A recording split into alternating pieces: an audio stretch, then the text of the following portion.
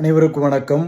நத்தம் சட்டமன்ற தொகுதியில் வாழக்கூடிய அத்துணை உறவு சொந்தங்களுக்கும் முதற்கண் எனது நன்றி கடந்த வணக்கங்களை தெரிவித்துக் கொண்டு, கடந்த நவம்பர் மாதம் தமிழர் தேசம் கட்சி மற்றும் வீரமுத்திரையர் முன்னேற்ற சங்கத்தின் சார்பாக தமிழக முதல்வர் அவர்களுக்கு ஒரு மனுவை வைத்திருந்தோம். அந்த மனுவில் உடனடியாக வருகின்ற 2025 சட்டமன்றம் கூடும் பொழுது நத்தம் சட்டமன்ற தொகுதி மக்களின், விவசாயிகளின், இந்த முத்திரைய குடிமக்களின், அனைத்து சமூக மக்களின் பல நாள் கோரிக்கை நத்தத்திற்கு அரசு அறிவியல் கல்லூரி, கலை அறிவியல் கல்லூரி கொண்டு வர வேண்டும் என்பது.